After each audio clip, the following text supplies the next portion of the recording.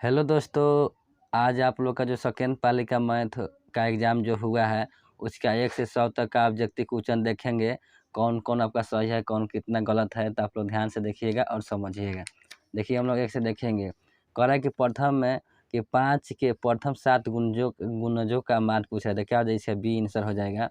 2 में कह रहा है कि इतना दिया है, संख्या दिया है, कह रहा है कि इसका माध्यिका ज्ञात कीजिए, तो माध्यिका क्या हो जाएगा? इसका बी हो जाएगा आंसर। 3 में कह रहा है कि ये इतना 23, 15, 25, 40, 27, 25, 22, 25, 30 का कह रहा है कि बहुलक बताने का, इसका भी बी आंसर हो जाएगा। 3 का बी हो जाएगा। आगे देखिए, 4 में कह रहा है कि एक बराबरता वतन की माध्यिका 40 एवं माध्य 38.2 है, तो इसका बहुलक क्या हो जाएगा? इसका बी आंसर हो जाएगा।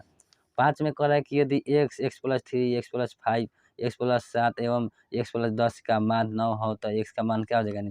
इसका आंसर क्या हो जाएगा? बी ए हो जाएगा वाला। 6 का वाला 5 का क्या हो जाएगा? ए हो जाएगा। 6 में कह रहा है कि प्रायिकता का न्यूनतम मान कितना होता है? तो 0 होता है, यानी ए हो जाएगा 6 का। 7 में कह रहा है कि किसी घटना ए के घटने की प्रायिकता यानी 0.35 हो, तो ए के नहीं घटने की प्रायिकता क्या हो जाएगा? यानी क्या इसका हो जाएगा? सी आंसर हो जाएगा। 8 में कह रहा है कि 3 सिक्कों की उछाल में संभव पर नामक संख्या क्या हो जाएगा? यानी सी इसका आंसर हो जाएगा। 9 में कह रहा है कि निम्नलिखित में कौन सी संख्या किसी घटना की प्रायिकता नहीं हो सकती? तो बी इसका आंसर हो जाएगा। आगे देखिए, 10 में कह रहा है कि एक पासे की एक फेंक में 5 या 5 से कम अंक प्राप्त होने की प्रायिकता क्या हो जाएगा? यानी सी इसका आंसर हो जाएगा। 11 में कह रहा है कि समांतर श्रेणी का 30वां पद क्या हो जाएगा? तो -82। 12 में देखिए कह रहा है समांतर श्रेणी 3, 5, 13, 8, 2, 2, 93 में कह रहा है कितने पद हो सकते हैं? कितना होगा? इसका ए आंसर होगा, 19 होगा, यानी 12 का ए हो जाएगा। 13 में कह रहा है कि समांतर श्रेणी 1, 3, 5, 7, 2, 2 के प्रथम 30 पदों का योगफल पूछा था, क्या हो जाएगा? ए इसका आंसर हो जाएगा। 14 में कह रहा है कि बिंदु इतना किस चतुर्थांश में था? क्या हो जाएगा? तृतीय में, सी हो जाएगा 14 का। आगे देखिए क्या है। आगे में कह रहा है कि बिंदु इतना इतना के बीच की दूरी बताना, क्या हो जाएगा? इसका बी आंसर हो जाएगा। 16 में कह रहा है कि यदि किसी बिंदु ए बी से x अक्ष पर डाले गए लंब की लंबाई 10 एवं y अक्ष पर डाले गए लंब की लंबाई 5 हो, तो बी का निर्देशांक क्या हो जाएगा? इसका ए आंसर हो जाएगा 16 का। 17 में कह रहा है कि बिंदु इतना इतना के बीच की दूरी क्या हो जाएगा? इसका बी आंसर हो जाएगा 17 का। आगे देखिए, 18 में कह रहा है कि y अक्ष पर वह बिंदु जो बिंदु इतना इतना से समदूरस्थ होगी, क्या हो जाएगा? इसका सी आंसर हो जाएगा। आगे देखिए, 19 में कह रहा है कि त्रिभुज यानी एबीसीडी एक आयत है जिसके शीर्ष ने दिया हुआ है, तो कह रहा है कि आयत का विकर्ण क्या हो जाएगा? इसका बी आंसर हो जाएगा 19 का। 20 में देखिए कह रहा है कि त्रिभुज के 3 शीर्ष दिया है, तो कह रहा है कि इसका नियामक हो तो त्रिभुज क्या परिमिति पूछा है, तो क्या हो जाएगा? इसका सी आंसर हो जाएगा। आगे देखिए, कह रहा है कि 21 में कि यदि 3x + 4y = 10 एवं 2x - 2y = 2 हो, तो पूछा है कि x और y का मान क्या होता है? इसका ए आंसर हो जाएगा, नहीं 21 का ए होगा। 22 में कह रहा है कि देखिए समीकरण युग्म इतना एवं इतना है, तो कह रहा है कि क्या है? तो ए इसका आंसर हो जाएगा। 23 में कह रहा है कि समीकरण इतना एवं इतना के आलेख किस प्रकार की होगी? तो क्या हो जाएगा? प्रतिच्छेद, यानी सी हो जाएगा 23 का। 24 में कह रहा है कि समीकरण इतना एवं इतना के हल क्या हो जाएगा? यानी कोई हल नहीं, बी हो जाएगा इसका आंसर 24 का।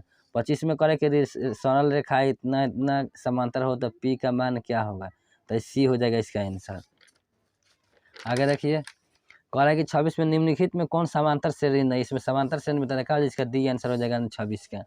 27 में कह रहा है कि यदि इतना 2x - 1 7 3x समांतर श्रेणी में हो, तो x का मान पूछा था, क्या हो? इसका 3 हो जाएगा, ए हो जाएगा 27 का।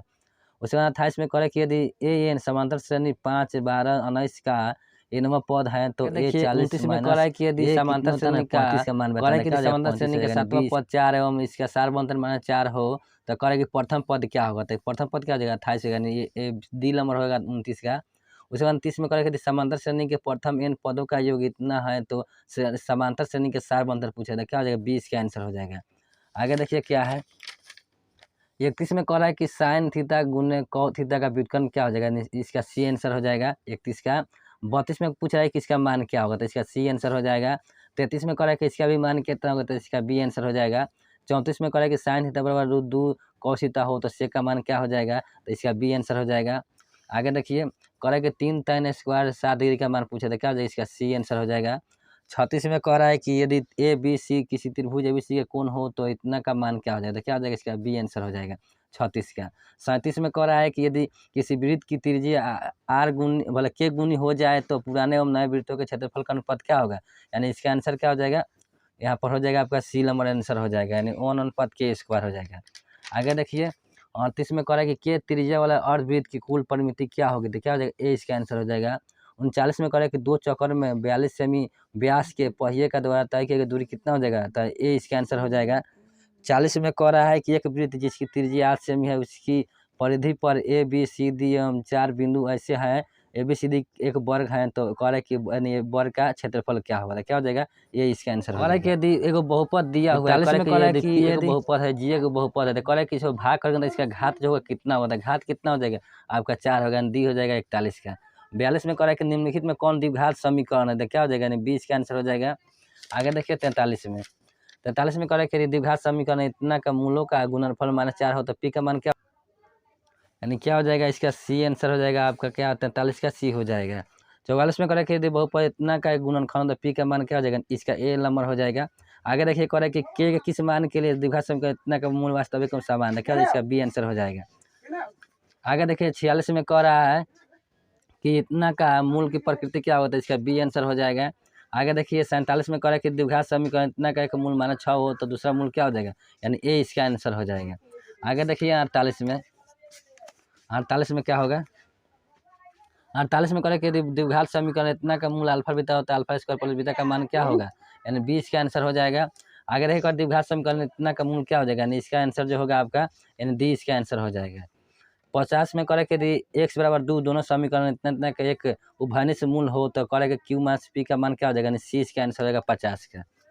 51 में करे कि जो है एक संख्या दिए करे क्या है, तो क्या हो जाएगा, इसका परिमेय होगा, यानी बी होगा 51 का। 52 में करे कि एक परिमेय संख्या एवं एक अपरिमेय संख्या का गुणनफल कैसी संख्या होती है, तो हमेशा अपरिमेय होता है, यानी बी हो जाएगा 52 का। आगे देखिए 53 में कह रहा है कि इतना का सरलता पूछ रहा है, तो क्या हो जाएगा, इसका ए नंबर हो जाएगा। 54 में कह रहा है कि इतना तो है, तो कह रहा है कि x plus y minus z का मान क्या हो जाएगा, तो इसका बी ए भले ए आंसर आएगा 54 का। 55 में कह रहा है कि कौन सी संख्या है, क्या हो जाएगा, इसका बी आंसर आएगा, अपरिमेय होगा। 56 में कह रहा है कि इतना का क्यू का गुणनफल पूछा था, क्या हो जाएगा, इसका ए हो जाएगा 56 का। 57 में कहा कि दो संख्याओं का मौसा 15 तथा लसा 105 है, यदि इनमें उनका एक संख्या 5 है तो दूसरी संख्या क्या हो जाएगा, 315 हो जाएगा, यानी सी हो जाएगा 57 का। 58 में कह रहा है कि यदि भाग एल्गोरिथम है ए बराबर बी क्यू प्लस आर में बी का मान 43, क्यू का मान 31 एवं आर का मान 32 हो तो ए का मान क्या हो जाएगा, यानी ए इसका आंसर हो जाएगा। आगे देखिए आगे कह रहा है कि यदि क्यू एक धनात्मक पूर्णांक हो तो निम्नलिखित में कौन धनात्मक सम पूर्णांक होता है, क्या इसका बी आंसर आ जाएगा 59 का। साथ में करें निम्नलिखित में कौन किसका रसम प्रसार शांत है, तो सी इसका आंसर हो जाएगा। आगे देखिए कह रहा है कि एक साथ में बिंदु इतना को मिलाने वाली रेखाखंड का मध्य बिंदु क्या हो जाएगा, तो इसका आंसर क्या हो जाएगा, बी इसका आंसर हो जाएगा। 62 में कह रहा है कि यदि बिंदु इतना संरेख होता है क्या हो जाएगा, सी इसका आंसर हो जाएगा। 63 में कह रहा है कि किसी त्रिभुज एबीसी का शीर्ष 3 गो दिया हुआ है, कह रहा है कि 2 गो शीर्ष दिया है, केंद्र का इतना मान दिया है, कह रहा है कि तीसरे शीर्ष का मान क्या हो जाएगा, तो सी इसका आंसर हो जाएगा। आगे देखिए 64 में कह रहा है कि त्रिभुज एबीसी में यदि कोण ए बी ए सी का अर्धक है, यदि ए बी बराबर 4 सेमी, ए सी बराबर 6 सेमी एवं बी बराबर 2 सेमी हो तो डी सी का मान क्या हो जाएगा, यानी डी सी का मान आपका हो जाएगा यानी 4 सेमी, डी हो जाएगा। आगे देखिए 65 में कह रहा है त्रिभुज एबीसी में डी समांतर बीसी इस प्रकार है कि यदि बराबर बी डी बराबर 4/x-4 तथा ए ई बाई ई सी बराबर क्या 8 कितना 3x- इतना दिया है, तो कह रहा है कि क्या एक्स का मान क्या हो जाएगा, तो एक्स का मान आपका निकाल। और देखिए 65 में कह रहा है कि त्रिभुज एबीसी में डी समांतर बीसी है, इसमें ए डी और बी डी। आगे देखिए कह रहा है कि 65 में त्रिभुज एबीसी में डी समांतर बीसी है, इस प्रकार है कि ए डी और बी डी के मान दिया है तथा ए सी का मान है, तो इसमें एक्स का मान पूछा था, क्या सी इसका आंसर हो जाएगा 65 का।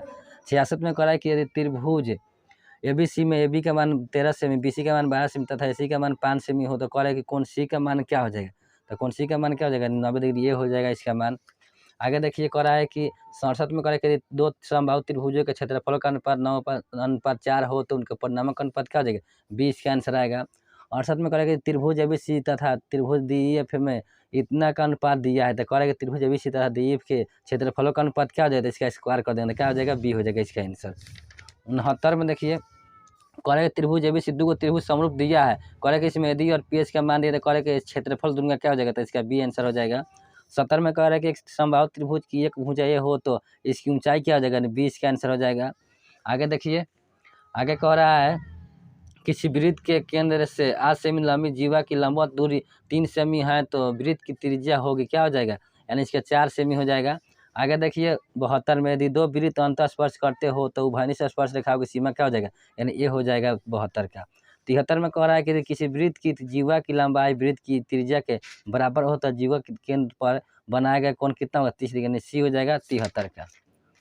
आगे देखिए 74 में करेगा तीपी तथा तीकी किसी बाह्य बिंदु ती के से एक वृत्त पर जिसका केंद्र ओ पर खींची गई स्पर्श रेखा इस प्रकार है कि यानी ओ का मान कितना दिया 120 डिग्री है, करेगा वो तीपी का मान कितना देगा सी हो जाएगा, भला डी हो जाएगा 74 का। अब करेगा tan 2a बराबर cot इन 2a माइनस अर्थात जहाँ 2a न्यून कोण है तो ए का मान क्या हो जाएगा, यानी इसका हो जाएगा बी हो जाएगा 75 का। आगे देखिए 76 में कह रहा है कि यदि साइन थीटा बराबर 3/2 तो कह रहा है कि tan स्क्वायर माइनस क्या हो जाएगा, ए का मान क्या हो जाएगा, सी इसका आंसर हो जाएगा। 77 में कह रहा है कि 9 cosec स्क्वायर 22 डिग्री इंटू कितना 9 cot स्क्वायर प्लस 1 है तो इसका मान क्या हो जाएगा, 10 इसका आंसर हो जाएगा। 78 में कह रहा है कि साइन थीटा बराबर a/b तो cos थीटा का मान क्या हो जाएगा, इसका ए आंसर आएगा। आगे देखिए आगे कह रहा है कि यदि थीटा बराबर 13/12 हो तो cos थीटा का मान क्या हो जाएगा, इसका सी हो जाएगा, बी हो जाएगा आंसर। 81 में कह रहा है निम्नलिखित में कौन बहुपद नहीं है, क्या हो जाएगा, सी इसका आंसर हो जाएगा। 82 में कह रहा है कि इतना का घात क्या हो जाएगा तो इसका 6 हो जाएगा, यानी बी होगा 82 का। आगे देखिए 83 में क्या करेगा, बहुपद इतने का शून्य क्या हो जाएगा, इसका सी आंसर हो जाएगा। कह रहा है कि ये में किस मान के लिए माना 4 बहुपद इतना का एक शून्य का क्या हो जाएगा, सी इसका आंसर हो जाएगा 84 का। 85 में कहेगा बहुपद इतना का एक शून्य का एक होता है, एक का मान क्या हो जाएगा, यानी 1 हो जाएगा, बी होगा 85 का। आगे देखिए कह रहा है कि निम्नलिखित में किस द्विघात बहुपद शून्य कितने क्या हो जाएगा, इसका आपका ऑप्शन हो जाएगा डी आंसर हो जाएगा।